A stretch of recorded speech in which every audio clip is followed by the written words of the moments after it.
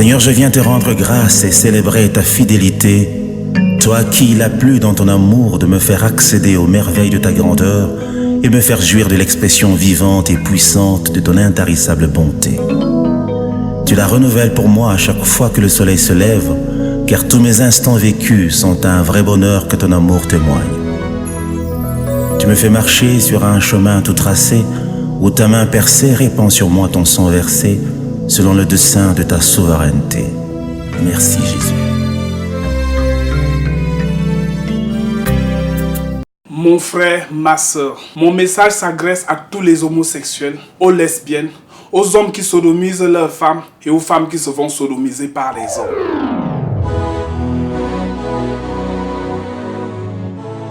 À ceux qui ne savent pas que le combat que nous menons n'est pas contre l'homosexuel, je veux dire l'homme. Le combat que nous menons n'est pas contre la lesbienne, je veux dire la femme. Mais le combat que nous menons est un combat contre les démons qui sont dans l'acte qu'on appelle la sodomie. Les démons de Sodome et Gomorrhe. À vous, pédés et lesbiennes, Jésus-Christ vous aime. À toi, chrétien qui a de la haine pour les homosexuels, tu n'as rien compris de Jésus-Christ. Jésus-Christ n'a pas un problème contre l'homosexuel ou la lesbienne. Jésus-Christ a un problème avec les esprits de Sodome et Gomorrhe. Ces esprits qui les amènent en enfer. Ces esprits qui les tiennent captifs. Alors vous devez prier pour ces gens. Vous ne devez pas avoir de la haine pour eux. Alors à vous, homosexuels et lesbiennes, c'est à vous que s'adresse mon message. Le titre de mon message, c'est homosexuel et sodomie, et si on en parlait.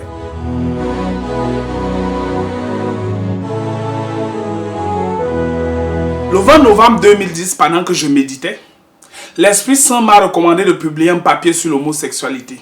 J'ai hésité et finalement j'ai laissé tomber. Je me suis posé des questions. De passage à Châtelet ce jour-là dans la journée, j'ai vu deux hommes en train de s'embrasser. Et là, l'Esprit de Dieu m'a dit en pleine journée, mon fils, voilà ce que deviendra le monde parce que vous, mes ouans, vous refusez d'éduquer mon peuple. Vous avez peur de dénoncer le diable. Oui, la sodomie est diabolique. Il faut le dire. Quand j'étais gosse, j'habitais à Obala, une petite ville à 33 km de Yaoundé. Et nous jouions souvent à un jeu qu'on appelait Onana Adi. Ce jeu enfantin se déroulait de cette façon. Un meneur se tenait devant nous et prononçait la fameuse phrase Onana Adi. Puis joignait le geste à la parole. Exemple. Onana Adi, touche ton nez. Et au même moment, le meneur touchait son nez et tous les enfants se devaient de l'imiter. La fin du jeu est simple. Celui qui ne faisait pas ce que le meneur avait intimé était disqualifié. Le jeu que je viens de vous raconter existe en version adulte et il se nomme Le Monde Adi. Les médias correspondent au meneur et le peuple qui suit naïvement les ordres donnés représente l'enfant. C'est pourquoi de nos jours, personne n'a plus le courage de dire que l'homosexualité est la plus mauvaise chose qui puisse arriver à un être humain. Pour dire les choses simplement, quand on te sodomise, on t'a tué. Il n'y a pas une mort plus violente que celle-là. Un homme qui te met une balle dans ta tête te fait moins de mal qu'un homme qui te met la bite dans l'anus. Je suis désolé de parler ainsi. Il faut qu'on vous dise la vérité parce que les gens vous mentent. C'est la mort spirituelle. Il n'y a pas une autre mort plus violente que celle-là. C'est la mort. Et je vais vous expliquer que dès qu'on pratique la sodomie, on se sépare totalement de la présence de Dieu. Et si on n'est plus dans la présence de Dieu, on est dans la présence du diable. C'est pour vous dire que l'homosexualité et la sodomie sont diaboliques. Avant d'entrer en profondeur dans mon texte, je voudrais d'abord dénoncer l'appellation homosexualité telle que décrite dans la plupart des dictionnaires français. C'est-à-dire les relations sexuelles entre personnes de même sexe. Je vous explique. Lorsque deux hommes vont ensemble, ils n'ont pas de rapport sexuel. L'un sodomise l'autre. Sauf si le dictionnaire français définit l'anus comme le sexe. Mais en attendant, ça s'appelle la sodomie.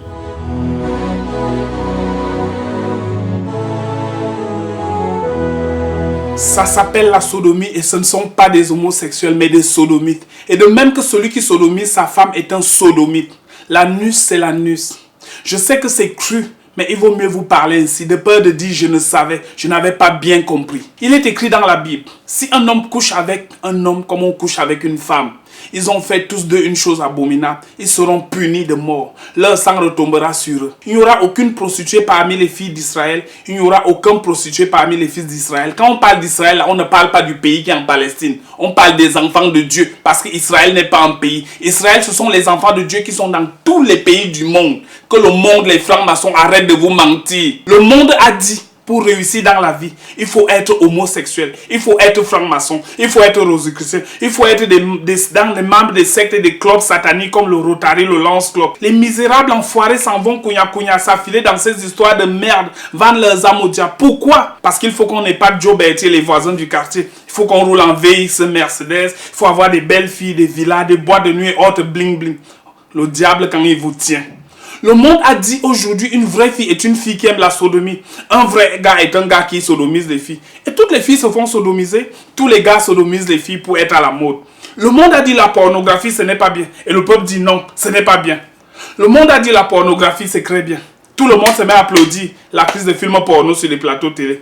Et le peuple frappe des mains et les exemples ne manquent pas. Et le jeu peut continuer ainsi sans fin. Je veux d'abord vous rappeler que l'expression faire l'amour n'est pas une expression très heureuse. Parce que faire désigne les œuvres que nous produisons. C'est-à-dire on fait une peinture, on produit une peinture, on peut produire un bâton, on peut produire une maison. Alors que la relation sexuelle s'inscrit plutôt dans l'ordre de l'agir, c'est-à-dire c'est des actes hautement personnels qui engagent notre être et simultanément nous perfectionnent. Loin de sous-estimer la beauté de la sexualité, les vrais serviteurs de Dieu l'ont valorisé à maintes fois dans leurs enseignements. La sexualité est un acte hautement spirituel puisqu'il reflète la relation de Dieu et participe à l'acte créateur de Dieu. Beaucoup de couples dits chrétiens se retrouvent désemparés devant notre monde devenu tellement hédoniste. Ce qui a encore crainte en apparaît, c'est que dans de mauvaises revues, a fini par se distiller dans la culture et a infesté les mœurs sexuelles d'un grand nombre de couples modèles. Des soi-disant experts en sexualité inondent de bons conseils, des émissions jeunes, des magazines féminins. Il faut tout essayer, pourvu d'obtenir de nouvelles expériences, de multiplier des orgasmes. Oui, le mot est lâché. Les gens recherchent des orgasmes. Ceux qui n'entrent pas dans ce jeu sont ringards. Alors certains chrétiens se laissent finalement séduire. Après tout, pourquoi pas, si c'est fait avec amour.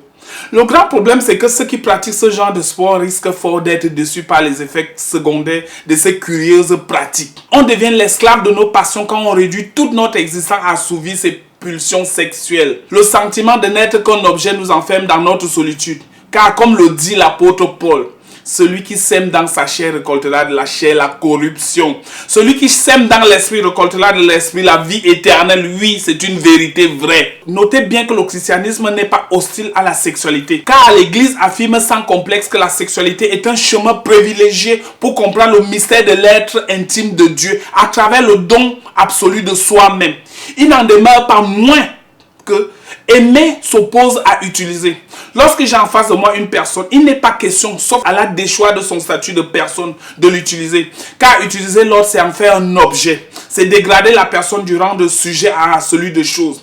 Ce n'est certes pas à la Bible d'indiquer les positions du Kama Sutra que l'on peut pratiquer en couple. Cependant, à cause de l'infiltration de la pornographie dans toutes les strates de la culture, sans vouloir s'immiscer dans le lit des époux, l'Église nous rappelle un certain nombre de principes fondamentaux sur la sexualité, de façon à favoriser le respect du corps.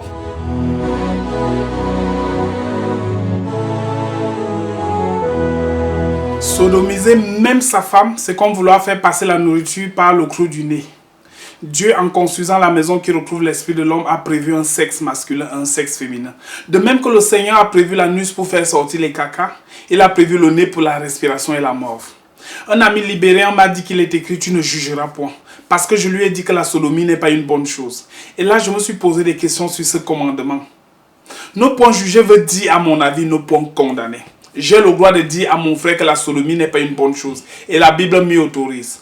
Par contre, je ne dois pas dire à mon frère que parce que tu sodomises ta femme, tu iras en enfer. Même si l'enfer est la destination finale des sodomites qui ne veulent pas se repentir. Sodomiser une personne, c'est la dégrader. La faire passer du rang de personne à celui de chose. Voler l'esprit de Dieu en elle. Ceux qui vous sodomisent violent l'Esprit Saint de Dieu qui est en vous et volent tous les talents que le Seigneur a déposés en vous. C'est ce qui permet à Satan et tous ses ministres sorciers de se nourrir de vos esprits et de faire de vous leurs esclaves. D'aucuns me disent que chacun est libre de choisir son orientation sexuelle. Soit. Sauf que l'anus n'est pas le sexe. L'homme a un sexe qui est l'organe sexuel masculin et la femme a un sexe qui est l'organe sexuel féminin. Et puis même après être tombé amoureux de l'anus, vous espérez adopter les enfants des autres. Pour conclure, j'ai souvent été taxé d'homophobe parce que je dis les choses telles qu'elles doivent être dites. L'homophobe n'est pas celui qui dit au PD ou à la lesbienne de renoncer à la sodomie. L'homophobe n'est pas celui qui dit à l'homosexuel que la sodomie va le mener en enfer, de donner sa vie à Jésus et d'être sauvé. L'homophobe, c'est celui qui fait semblant d'aimer le PD dans l'espoir de lui soutirer de l'argent ou d'autres avantages. L'homophobe est l'homme politique qui légalise l'homosexualité, qui est le plus gros boulevard pour aller en enfer. C'est par amour pour Jésus-Christ que nous dénonçons la sodomie et non par haine pour le PD ou la lesbienne. Il faut préciser que l'homme qui sodomise la femme est également un PD puisqu'il fait le choix de l'anus. Pour terminer, nous allons essayer de répondre à une question qui nous a été posée.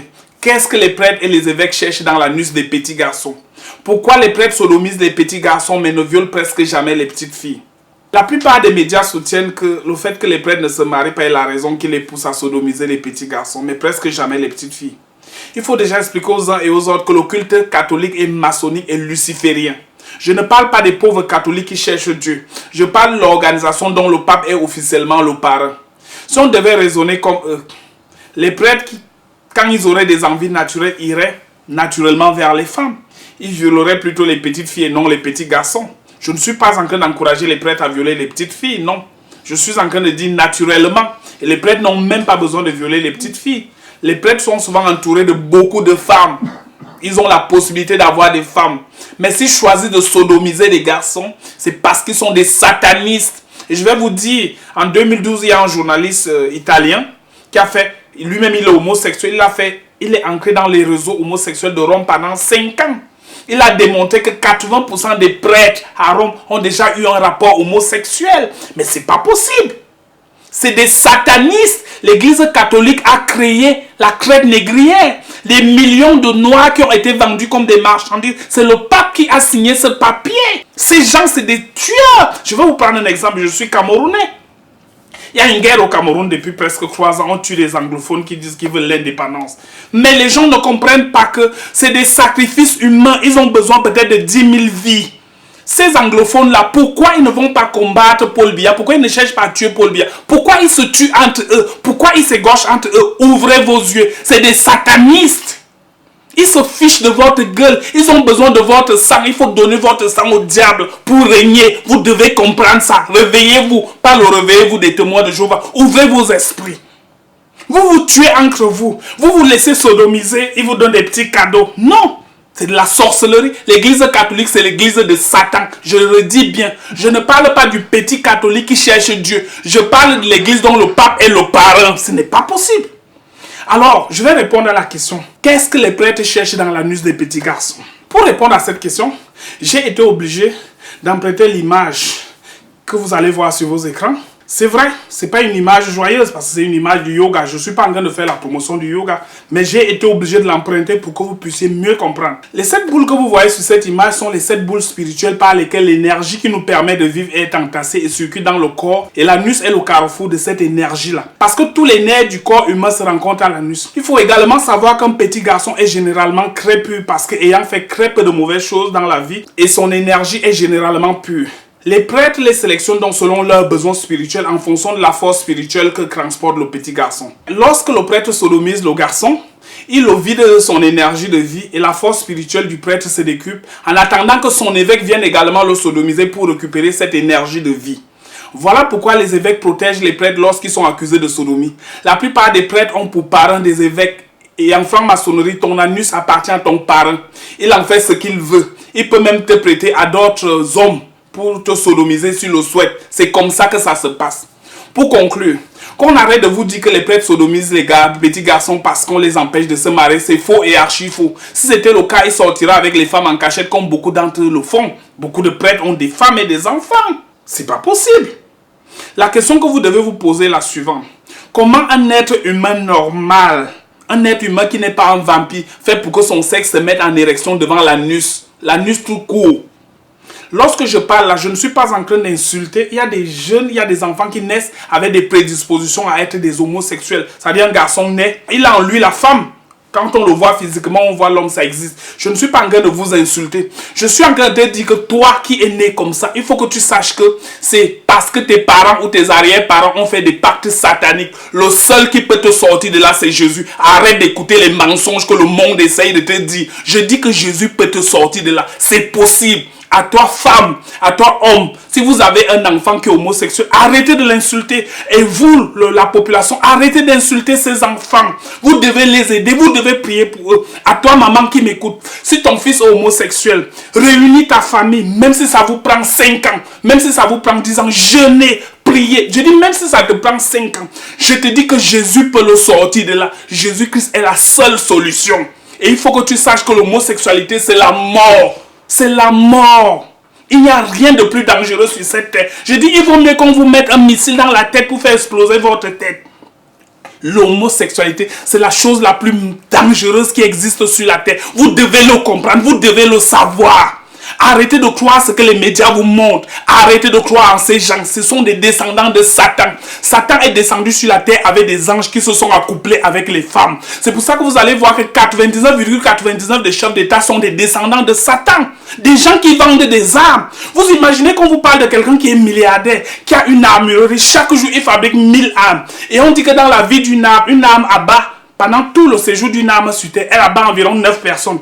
Donc si tous les jours tu fabriques 1000 armes dans ton armurerie, ça veut dire que tous les jours, tu abats 9000 personnes. Et ils vivent avec ça. Est-ce qu'un être humain normal peut tuer quelqu'un et dormir tranquille? Mais ces gens tuent des millions de personnes. Vous imaginez des Américains qui vont en Irak et tuent tout le monde. Ils vont dans tous les pays, tuent tout le monde. Regardez le Congo. Regarde ce que ces gens font au Congo. Ce ne sont pas des êtres humains. Ce sont des satanistes. Vous imaginez ces gens, les Européens, se sont levés, ils sont allés en Amérique, ils ont tué tous les Indiens, ils se sont installés, ils ont pris des Noirs. Déjà, ils nous ont menti qu'on est Noirs, on n'est pas Noirs, on est marron, et ils ne sont pas blancs, ils ont le marron clair. Il n'y a pas de race, ça n'existe pas. Il faut qu'on arrête de vous mentir. C'est pas possible. Vous vivez où? Réfléchissez, réveillez-vous, cherchez Dieu. Lève-toi à 1h du matin, toi à qui je parle là, toi qui me regardes là. Lève-toi, marche, cherche Dieu, parle à Dieu. Parle-lui, dis-lui, Seigneur, parle-moi. Arrête de croire ce que les pasteurs, les prêtres et tout le reste, les médias te disent. Cherche Dieu. Ne crois pas Dieu à travers le regard de quelqu'un. Cherche Dieu à travers ton propre regard. Dieu existe. Dieu existe. Moi, j'ai déjà vu des anges, l'ange de Dieu. J'ai déjà vu l'archange Raphaël. Je le vois. Il existe. Seigneur, je viens te rendre grâce et célébrer ta fidélité. Toi qui il a plu dans ton amour de me faire accéder aux merveilles de ta grandeur.